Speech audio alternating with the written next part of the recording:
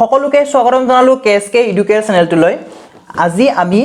গণিতৰ সিম্পলিফিকেশন আলোচনা কৰিম, গণিতৰ সৰল কৰা আমি আলোচনা কৰিম।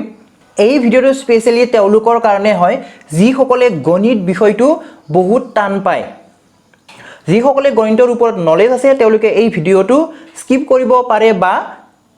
1.5x ত চাব পাৰে, অলপমান স্পীড কৰি চাব পাৰে। যিসকলে গণিতৰ বিষয়টো বহুখিনি টান পায় বিশেষকৈ তেওঁলোকৰ কাৰণে হয় একেবাৰে সহজ ভাষাত বুজাবলৈ মই চেষ্টা কৰিম। আপোনালোকে যদি প্ৰথমবাৰৰ বাবে আমাৰ চেনেলটো চাই আছে তেতিয়াহ'লে সাবস্ক্ৰাইব কৰি ল'ব আৰু অনাগত দিনবোৰত আহিবলগীয়া নতুন ভিডিঅ'ৰ নটিফিকেশন পাবলৈ বেল আইকনটো প্ৰেছ কৰি দিব। আপোনালোকে চাই আছে কেএছকে এডুকেয়াৰ। এই ভিডিঅ'টোত আমি বদমাছ আলোচনা কৰিম। এতিয়া যেতিয়া এটা এক্সপ্ৰেছনত যেতিয়া এটা আমাৰ সমস্যা এটা থাকিব তো তাতে যদি যোগ বিয়োগ পূৰণ হৰণ গোটেইকেইটা যদি একেলগে থাকে তেতিয়াহ'লে আমি তাক কেনেদৰে সমাধান কৰিম, কেনেদৰে সৰল কৰিম বা সিম্পল ফৰ্মত আমি কেনেদৰে নিম সেইটো আমি আলোচনা কৰিম। তো তেতিয়া নেকি কি কৰা হয় যেতিয়া মানে এটা এক্সপ্ৰেছনত যেতিয়া নেকি যোগ বিয়োগ পূৰণ হৰণ গোটেইকেইটা থাকে তেতিয়া আমাক কি লাগে, এটা নিয়ম লাগে। তো সেইটোৱে হৈছে আমাৰ বদমাছ নিয়ম। মানে কোনটো আগত কৰিম, যোগটো আগত কৰিম নে পূৰণটো আগত কৰিম, কোনটো আগত কৰিম। তো সেইবিলাকৰ কাৰণে আমাৰ কি লাগে, এটা নিয়ম লাগে। তো সেইটোৱে হৈছে আমাৰ কি হয় বদমাছ। ইয়াৰে বিটো কি হয়, বিটো হৈছে আমাৰ ব্ৰেকেট, অটো হৈছে অফ, ডিটো হৈছে ডিভিজন, এমটো হৈছে মাল্টিপ্লিকেশ্যন, এটো হৈছে এডিশ্যন আৰু এছটো হৈছে এতিয়া ব্ৰেকেট। ঠিক আছে, বিটো ব্ৰেকেট, অফটো হৈছে অটো হৈছে অফ, অফ হ'লে আমাৰ অসমীয়াত কি হ'ব ৰ। ঠিক আছে, এতিয়া ৰ থাকিলে দুটা সংখ্যাৰ মাজত ৰ থাকিলে আমি কি কৰিম সেইটো আমি আলোচনা কৰিম। ডিটো ডিভিজন হৰণ, এমটো হৈছে মাল্টিপ্লিকেশ্যন পূৰণ, এটো হৈছে এডিশ্যন যোগ আৰু ছাবট্ৰেকশ্যন, ছাবট্ৰেকশ্যনটো হৈছে আমাৰ বিয়োগ। আমাৰ এক্সপ্ৰেছন এটাত কি আছে সেইটো চাই কেনেহে আমি কি কৰিম, ৰুলবিলাক এপ্লাই কৰি যাম, নিয়মবিলাক এপ্লাই কৰিম। ব্ৰেকেট যদি থাকে ব্ৰেকেটৰ কামটো আমি প্ৰথমতে কৰিম, তাৰে পিছত যদি ৰ আছে ৰৰ কাম কৰিম, তাৰে পিছত হৰণ কৰিম, তাৰে পিছত পূৰণ, তাৰপিছত যোগ, তাৰপিছত বিয়োগ। যোগ বিয়োগ একেলগে পেৰেলেলি কৰিব পাৰি, সমান্তৰভাৱে কৰিব পাৰি, কথা নাই ইয়াৰ। কিন্তু ব্ৰেকেট যদি আছে ব্ৰেকেটৰ কামটো প্ৰথমতে কৰি ল'ব লাগিব, আৰু যদি ৰ আছে অফ আছে ইয়াৰ কামটো কৰি ল'ব লাগিব, তাৰপিছত হৰণ আহিব, তাৰপিছত পূৰণ আহিব, পূৰণৰ পিছত যোগ আৰু বিয়োগ। এতিয়া ব্ৰেকেটৰো কি আছে, আমাৰ ব্ৰেকেটৰো ভাগ আছে, ব্ৰেকেটৰ তিনিটা ভাগ আছে। ঠিক আছে, এইটো হৈছে আমাৰ প্ৰথম বন্ধনী, এইটো হৈছে দ্বিতীয় বন্ধনী আৰু এইটো হৈছে তৃতীয় বন্ধনী। প্ৰথম বন্ধনীৰ কাম আমি প্ৰথমতে কৰিব লাগিব, এইটোৰ আমি প্ৰথমতে কৰি ল'ব লাগিব, তাৰপিছতে ইয়াৰ কাম দ্বিতীয়ৰ কাম ছেকেণ্ডৰ কাম, তাৰপিছত থাৰ্ডত আহিব এইটো ব্ৰেকেটটো। এই যিটো বা আমাৰ প্ৰথম বন্ধনী আছে এইটো আমাৰ একেবাৰে ভিতৰত থাকে। এতিয়া ধৰি লওক কিবা এটা সমস্যাত আমাৰ এনেকুৱা ধৰণৰ থাকিব ব্ৰেকেটবিলাক, মানে অৰ্ডাৰবিলাক এনেকুৱা হ'ব, এনেকুৱা ধৰণৰ থাকিব আৰ্হিটো। তো ইয়াতে এই যিটো বন্ধনী আছে এই বন্ধনীৰ কামটো প্ৰথমতে কৰি ল'ব লাগিব, তাৰপিছতে এই ছেকেণ্ড বন্ধনীৰ কাম, তাৰপিছতে এই লাষ্টত এইখিনি আমি সৰল কৰিব লাগিব। এতিয়া আমি উদাহৰণ চাম কেইটামান। 1 নম্বৰত আছে 25 মাইনাছ, তাৰপিছত আমাৰ ব্ৰেকেট আছে 10 মাইনাছ আৰু ব্ৰেকেট আছে 9 মাইনাছ 2 আৰু ব্ৰেকেট আছে 9 মাইনাছ 5। গতিকে এইটো আমি কেনেদৰে কৰিম, একেবাৰে সহজ ভাষাত বুজাবলৈ চেষ্টা কৰিম, একেবাৰে সহজ হয়। আপোনালোকে দেখি ভয় নাখাব, যদি গণিত বিষয়টো ভয় খায় একেবাৰে ভয় নাখাব, একেবাৰে সহজ হয়। প্ৰতিটো সমস্যাবিলাক ঠিক আছে, প্ৰতিটো বুজিবলৈ চেষ্টা কৰিব, একেবাৰে সহজ হয়। মই কৈছিলোঁ এই যিটো ভিতৰত থাকে ভিতৰৰ কামটো প্ৰথমতে কৰি ল'ব লাগিব। ঠিক আছে, মই ইয়াতে পাতি লৈছোঁ 25 বিয়োগ আমাৰ বন্ধনীটো আছে, বন্ধনীটো দি ল'ম, মানে এইটো মাজত আছে ইয়াৰ কামটো প্ৰথমতে কৰি ল'ব লাগিব। সেইকাৰণে আমি বাকীকেইটা যেনেকৈ আছে তেনেকৈ এবাৰ পাতি ল'ম, পাতি নল'লেও কোনো কথা নাই, মুখে মুখেও পাৰি সেইটো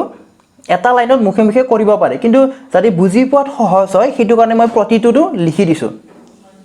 বিয়োগ আছে বিয়োগ দিম ব্ৰেকেট আছে ব্ৰেকেটটো দিম 9 - 2 আছে আমাৰ এতিয়া এই ব্ৰেকেটৰ মাজত এইটো আমি কৰিম 9 ৰ পৰা 5 টো বিয়োগ কৰি দিও কি হ'ব 4 হ'ব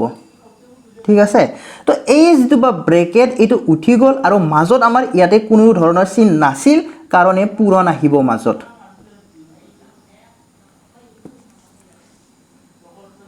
এতিয়া আমি এইখিনি কৰি ল'ব লাগিব এইখিনি আমি কৰি ল'ব লাগিব 25 বিয়োগ 10 বিয়োগ ইয়াতে এই বন্ধনীটো আমি সমাধান কৰিব যাওতে কি কৰিব লাগিব পূৰণৰ কামটো প্ৰথমতে আহে ঠিক আছে পূৰণৰ কামটো আমি প্ৰথমতে কৰি ল'ব লাগিব আমাৰ ব্ৰেকেট আছে ব্ৰেকেট দিম 9 আছে 9 দিম বিয়োগ 2 4 গুণ 8 25 বিয়োগ 10 বিয়োগ এতিয়া কোনটো আহিব আমাৰ এইখিনি আহিব এই ব্ৰেকেটটো আহিব তো ইয়াৰ পৰা কি পাম আমি 9 ৰ পৰা 8 টো বিয়োগ কৰি দিও কি পাম 1 পাম 25 বিয়োগ এতিয়া আমাৰ কোনটো আহিব এই ব্ৰেকেটটো আহিব ঠিক আছে তো এই ব্ৰেকেটটো আমি যদি সমাধান কৰো কি হ'ব 10 ৰ পৰা 1 টো বিয়োগ কৰি দিওক তেতিয়া কি পাম 9 পাম লাষ্টত কি হল 25 বিয়োগ 9 হল এটা 25 ৰ পৰা 9 বিয়োগ কৰিলে আমি কি উত্তৰ পাম 16 গতিকে এই প্ৰশ্নটোৰ উত্তৰটো কোনটো হল অপচন সি এইখিনি স্টেপখিনি প্ৰথমতে বুজি লওক দুবাৰমান প্ৰেক্টিস কৰাৰ পিছত একেবাৰে এটা লাইনতে কৰিব পৰা হৈ যাব কিছুমানৰ কাৰণে অতি সহজ এইবিলাক ঠিক আছে এইবিলাক অতি সহজ হয় একেবাৰে টান নহয় গতিকে প্ৰতিটো বস্তুটো বুজিবলৈ চেষ্টা কৰিব ইয়াৰ পিছতো আহিছো আমি 96 পূৰণ 36 হৰণ 72 যোগ 54 অফ আছে এবাৰ অফ 1/18 ৰ মান হ'ব ঠিক আছে অফ থাকিলে কি বুলি কৈছিলো মই যে পূৰণ দি দিব লাগে ইয়াতে পাতি লৈছো 96 * 36 এটা এইটো যেটো হৰণ আছে ঠিক আছে মই এবাৰ পাতিয়ে দিছো হৰণ 72 যোগ 54 যেটো অফ আছিল অফ থাকা কাৰণে আমি কি ব্যৱহাৰ কৰিব পাৰিম পূৰণ অফৰ ঠাইত কি আহে পূৰণ আহে 1/18 96 * 36 হৰণ 72 ঠিক আছে তো এইটো চাওক যেটো হৰণ আছে এই হৰণটো আমি পূৰণ কৰি লম যদি পূৰণ কৰি লও তেতিয়া কি হ'ব এই যেটো বা 72 আছে 72 উলুটা হৈ যাব এটা উলুটা হলে কেনেদৰে হ'ব আমাৰ 72 তলত কি আছে 1 থাকে সকলো সংখ্যা তলতে কি থাকে 1 থাকে পূৰ্ণ সংখ্যা সকলোতে কি থাকে তলত 1 থাকে ঠিক আছে হৰটো কি থাকে সদায় 1 থাকে তো 1 থাকিলে লিখা নহয় তো হৰণৰ জাগাত আমি যেটো পূৰণ কৰিলো তেতিয়া কি হ'ব 1/72 যোগ 54 * 1/18 ঠিক আছে এটো হৈছে আমাৰ এটা আইডিয়া এতিয়া চাও আমি ইয়াতে কাটাকাটি কৰিব পাৰিম এতিয়া 36 ৰ লগত 2 পূৰণ কৰিলে আমি 72 পাও ঠিক আছে তো কিছুমানে ডাইৰেক্ট যদি এইটো যদি বুজিব নোৱাৰে তেতিয়া কি কৰক আপোনালোকে 6 ৰে হৰণ কৰক তেতিয়া কি হ'ব 6 6 গুণ 37 আৰু 12 6 গুণ 72 আমি 6 ৰে কাটিছো 36 টো 6 ৰে কাটি আমি 6 পালো 72 টো 6 ৰে কাটি 12 পালো একেবাৰে সৰু সংখ্যাৰ পৰা কাটি আহিব পাৰে 2 ৰ পৰা কাটি আহিব পাৰে বহুত দীঘল হৈ যাব 2 ৰ পৰা কাটি আহিলে গতিকে যিখিনি পাৰে তালৈকে চেষ্টা কৰিব আমি কি হেৰে কাটিছো 6 ৰে কাটিছো 6 6 গুণ 37 12 6 গুণ 72 এতিয়া আকৌ 6 2 গুণ 12 হয় আকৌ এই 2 ৰে এইখিনি চাওক এইখিনি আমাৰ এটা হয় এটা টাৰ্ম হয় আৰু এই যুগৰ পিছৰখিনি এটা টাৰ্ম হয় এতিয়া আমি এই 2 ৰে এই 96 টো আমি হৰণ কৰিব পাৰিম কিমান পাম তেতিয়া 4 2 গুণ 8 এক বেছি হল নোট এক এফালে আনিলে 16 হ'ব তো 2 8 গুণ 16 মানে এইখিনিত আমি কিমান পালো এইখিনিত আমি 48 পালো এইখিনিত 48 বাকি যোগটো আছে আমাৰ বাকি এইফালে কিমান আহিব এতিয়া চাওক 18 ৰ লগত আমি যদি 3 পূৰণ কৰো তেতিয়া আমি কিমান পাম 54 পাম 18 3 গুণ 54 এতিয়া 18 3 গুণ 54 বুলি যদি ফটককে যদি নাজানে আপুনি আপুনি কি এৰে কৰক 6 এৰে কৰক ঠিক আছে তেতিয়া কি হ'ব 6 3 গুণ 18 6 9 গুণ 54 হল 6 3 গুণ 18 6 9 গুণ 54 এতিয়া আকো আমি 3 ৰে 9 কাটিব পাৰিম কিমান যাব 3 3 গুণ 9 এফালৰ টাৰ্মটো কি আহিল আমাৰ 3 আহিল এতিয়া 48 প্লাস 3 কিমান হল 51 আমাৰ এনসাৰটো কিমান আহিল 51 গতিকে কোনটো অপচন হল অপচন এ টো হৈছে ইয়াৰে শুদ্ধ উত্তৰটো প্ৰতিটো বস্তুবিলাক কি কৰক বুজিবলৈ চেষ্টা কৰক ঠিক আছে একেবাৰে ইজি হয় ইয়াৰ পিছতে আমি নেক্সট প্ৰশ্নটোলৈ আহিম 48 হৰণ 12 যোগ 4 পূৰণ 25 হৰণ 5 ঠিক আছে তো আমি কি বুলি কৈছিলো হৰণৰ কামটো প্ৰথমতে কৰিব লব লাগিব তো চাওক হৰণৰ কামটো ডাইৰেক্ট যদি হৰণ কৰিব নোৱাৰে এনেদৰে ঠিক আছে তেতিয়া কি কৰক এই যিকিটা হৰণ আছে হৰণ কিটা পূৰণ কৰি লওক তেতিয়া হলে কেনেকুৱা হ'ব 48 পূৰণ 1/12 প্লাস এটা 1/12 কি হল এই হৰণৰ ঠাইত আমি পূৰণ দিছো পূৰণ দিয়াৰ কাৰণে উলটি গল যোগ 4 পূৰণ 25 আকৌ হৰণ আছে হৰণৰ ঠাইত আমি কি দিম পূৰণ দিম তেতিয়া কি হ'ব 1/5 এতিয়া আমি এই 12 ৰে 48 কাটিব পাৰিম 12 4 গুণ 48 হয় আকৌ এই 5 ৰে এই 25 আমি কাটিব পাৰিম 5 5 গুণ 25 হয় এতিয়া চাওক এই যোগটো যেটো আছে আমাৰ এই যোগৰ এইফালে আমাৰ কি আছে এটা টাৰ্ম হয় এটা পদ হয় আৰু এইফালতে এটা পদ হয় ঠিক আছে তো এইখিনিত আমাৰ কি থাকিল 4 আহিল এইখিনিৰ পৰা যোগ এইখিনিত কি থাকি গল আমাৰ 4 পূৰণ 5 গতিকে 4 5 গুণ 20 কিমান হল 24 গতিকে এই প্ৰশ্নৰ উত্তৰটো কোনটো পালো 24 টো পালো বহুত ইজি লাগিছে নে নহয় জানো বহুত ইজি হয় একেবাৰে টান বুলিয়ে নাভাবিব বহুত ইজি হয় ইয়াৰ পিছত আছে যদি a 7 * 3 হৰণ 4 - 3 প্লাস 4 - 2 আৰু b দিয়া আছে 3 হৰণ 6 পূৰণ 4 যোগ 2 বিয়োগ 6 আৰু ৰ আছে ৰ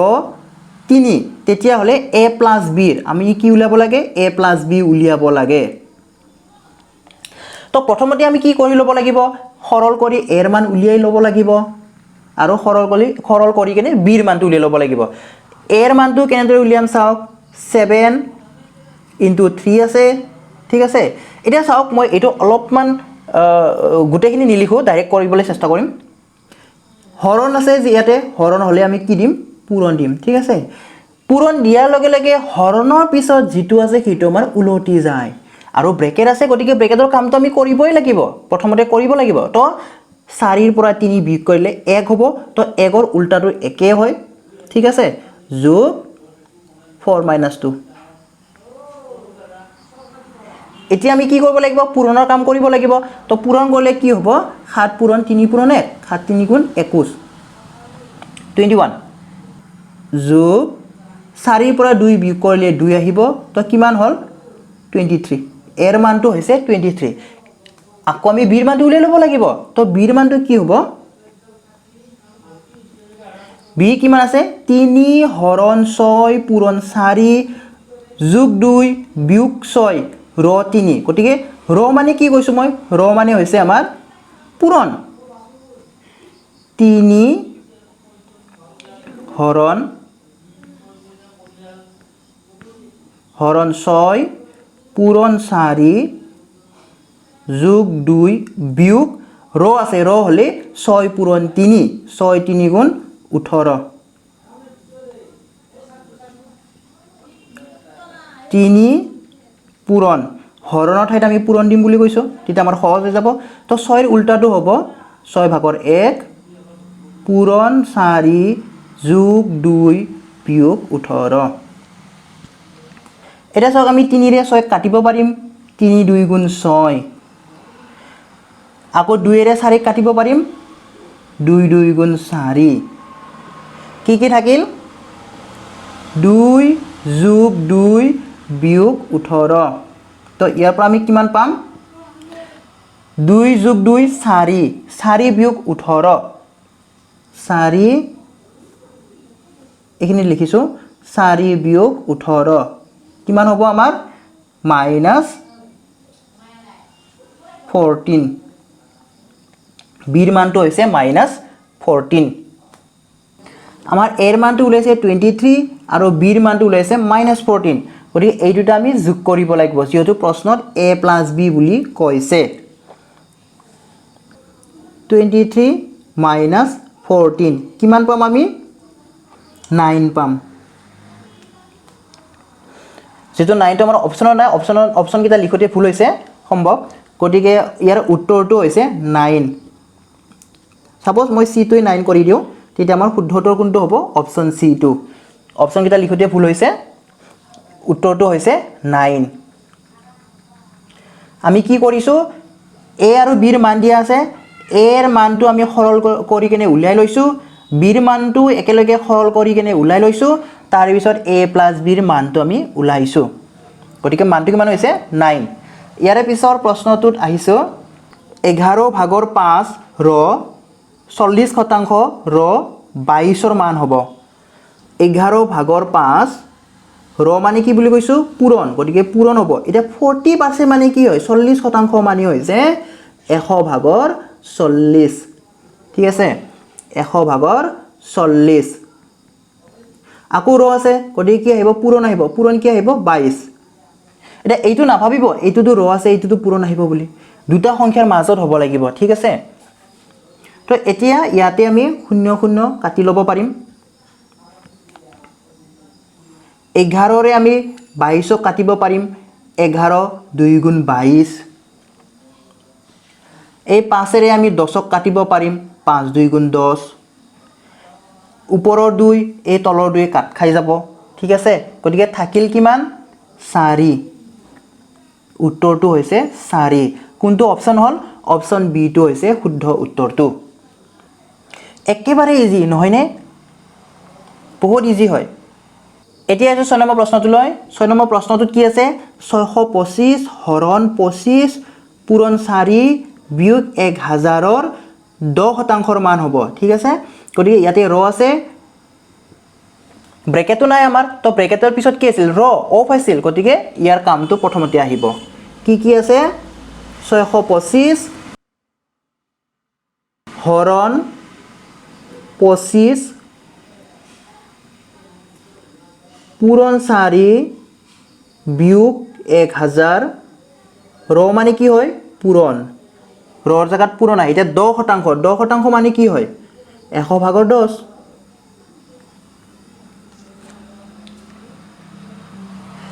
ইয়াতে আমি 0 0 কিটা কাটি লব পাৰিম এইখিনিত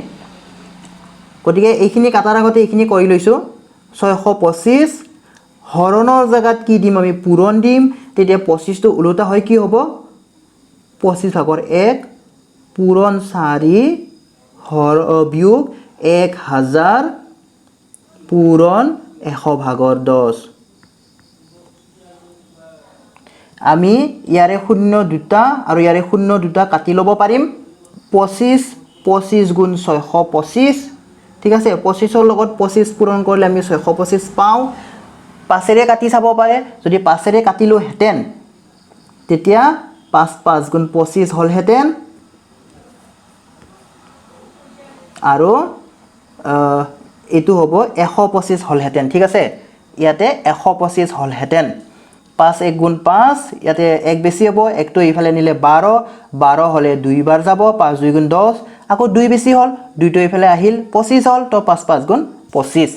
এটা আকৌ যাব ঠিক আছে 5 ৰে 125 কিমান বাৰ যাব 25 বাৰ যাব একেবাৰে সৰু সংখ্যাৰে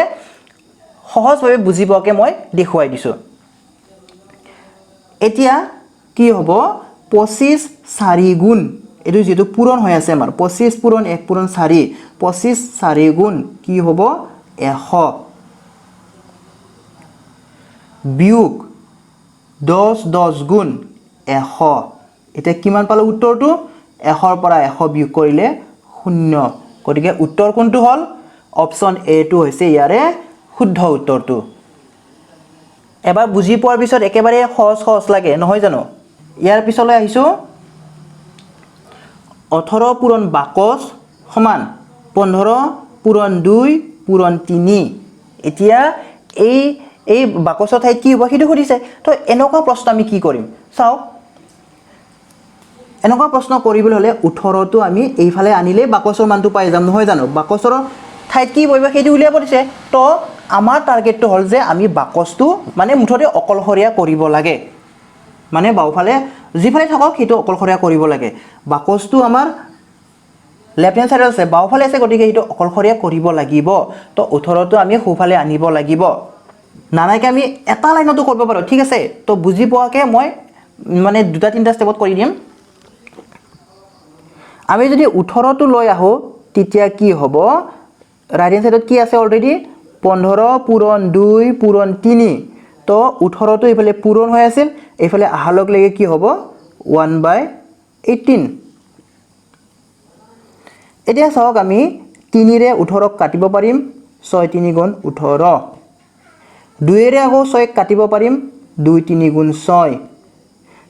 3 ৰে আকৌ আমি 15 ক কাটিব পাৰিম 3 5 গুণ 15 গতিকে বাকচ ঠাইত কি হ'ব লাগিব 5 হ'ব লাগিব গতিকে কোনটো অপচন শুদ্ধ হল অপচন বি টো হৈছে ইয়াৰে শুদ্ধ উত্তৰটো এতিয়া নেক্সট প্ৰশ্নটোলৈ আহিম 36 যোগ 25 হৰণ 0.5 সমান বাকচ পূৰণ 43 ঠিক আছে বাকচৰ ঠাইত কি হ'ব হে একে কোৱেশ্চন আমাৰ গতিকে চাও 36 যোগ 25 হৰণৰ ঠাইত আমি কি কৰি লম ঠিক আছে হৰণৰ ঠাইত কি কৰি লম পূৰণ এটা চাওক 0.5 মানেনো কি হয় এটো প্ৰথমতে জানি লওক 0.5 কি হয় 0.5 হৈছে আমাৰ 10/5 ঠিক আছে 10/5 গতিকে 10/5 মানে হৈছে আমাৰ 0.5 তো যেহেতু আমি হৰণৰ ঠাইত পূৰণ দিছো গতিকে উলুটা হৈ যাব তো উলুটা হলে কি হ'ব 5/10 ঠিক আছে আকৌ মই কি কৈছো 43 টো এইফালে আনিব লাগিব কিয় আনিব লাগিব কাৰণ আমি বাকচটো অকলশৰীয়া কৰিব লাগিব ঠিক আছে তেতিয়া আমি বাকচৰ মানটো পাম তো 43 টো লৈ আনিলে কিমান হ'ব পূৰণ 1/43 এতিয়া চাওক আপোনালোকে ভাবিব পাৰে যে ব্ৰেকেটটো কেনেদৰে আহিল ব্ৰেকেটটো বা কিয় দিলে এটা চাওক এই যেটো বা 43 আছে 43 টো আমি বাওফালে লৈ আনাৰ লগে লগে এই গুটেই গিটাৰে তলত বহিব মানে গুটেই গিটাকে আমি 43 ৰে হৰণ কৰিব লাগিব সেই কাৰণে আমি ব্ৰেকেটটো দি লৈছো ঠিক আছে ব্ৰেকেটটো নিদিয়েও কৰিব পাৰে কোনো কথা নাই এতিয়া 5 ৰে 25 ক কাটিব পাৰিম 5 5 গুণ 25 36 যোগ 5 10 গুণ 50 পূৰণ 1/43 36 আৰু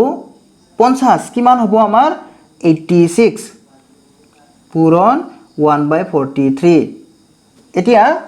চাওক 43 ৰে আমি 86 ক কাটিব পাৰিম কিমান যাব দুই বাৰ যাব 2 3 গুণ 6 এই 2 ৰে 3 পূৰণ কৰিলে 6 পাম আৰু 2 4 গুণ 8 কিমান গল দুই বাৰ গতিকে আমাৰ বাকচৰ ঠাইত কিমান হ'ব 2 বহিব ঠিক আছে 2 গতিকে কোনটো শুদ্ধ উত্তৰ হল অপচন এ টো হৈছে ইয়াৰে শুদ্ধ উত্তৰটো এটা চাওক কিছুমানে এই 0.5 টো কি বহুৱাই লব পাৰিব 10/5 বহুৱাই লোৱাতকৈ কিছুমানে আকৌ 1/2 বহুৱাই লব পাৰিব ঠিক আছে কাৰণ 0.5 হৈছে 1/2 যেনিবা 5 গুণ 5 5 2 গুণ 10 মানে সৰল ভাবে ঠিক আছে তো 10/5 বহুৱা 2/1 বহুৱা আমাৰ এনসাৰটো একে আহিব যেনেকৈ যি বহুৱা কথা নাই ইয়াৰে যে এটোই বহুৱাব লাগিব 1/2 এ বহুৱাব লাগিব 5/10 এ বহুৱাব লাগিব কথা নাই যেটো বহুৱা একে কথা হয় ইয়াৰে পিছৰ প্ৰশ্নটোলৈ আহিছো 1/15 into 3/4 plus 1/4 divide by 1/4 ইয়াৰে মানটো কিমান হ'ব 15/1 পূৰণ 4/3 যোগ 4/1 হৰণ 4/1 ইয়াৰে মানটো কিমান হ'ব 15/1 আছে প্ৰথমতে 15/1 আমি লিখি লৈছো পূৰণ 4/3 যোগ 4/1 পূৰণ এতিয়া চাওক হৰণৰ জায়গাত আমি কি কৰিলো পূৰণ দি দিলো পূৰণ দিয়াৰ লগে লগে এটো উলটি যাব উলটি গলে 4 টো ওপৰত যাব 1 টো তলত আহিব মানে 1/4 এতিয়া 1/4 লিখা 4 লিখা একে কথা এতিয়া এটো সৰল কৰিলে আমি কোনটো উত্তৰ পাম এটো আপোনালোকে কমেন্ট বক্সত জনাব প্ৰেক্টিস কৰি চাব আপোনালোকে কৰি চাই কেনে কি হ'ব উত্তৰটো কমেন্ট বক্সত জনাব এইটো আপোনালোকলৈ হোমৱৰ্ক দিলো এতিয়া আমি অন্তিমটো প্ৰশ্নলৈ আহিম 24 পূৰণ 15 হৰণ 12 যোগ প্ৰশ্নবোধক সমান 165 আমি প্ৰশ্নবোধকত কি আহিব হেইটো আমি উলিয়াব লাগে 24 পূৰণ 15 হৰণৰ জায়গাত আমি কি দিম পূৰণ দিয়াৰ লগে লগে উলটি যাব কিমান হ'ব 12/1 যোগ কুৱেশ্যন মাৰ্ক সমান 165 এতিয়া চাওক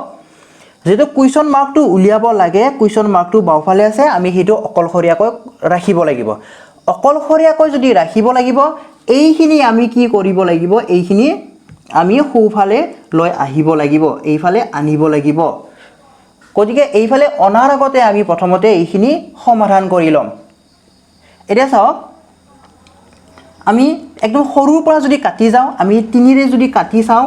3 4 গুণ 12 3 5 গুণ 15 ঠিক আছে আকৌ 4 ৰে 24 কিমান বাৰ যাব 6 4 গুণ 24 এ কিছুমানে এইটো এনেকৈ নকৰি কেনেকৈ কৰিব পাৰিব 12 2 গুণ 24 বুলি কৰিব পাৰিব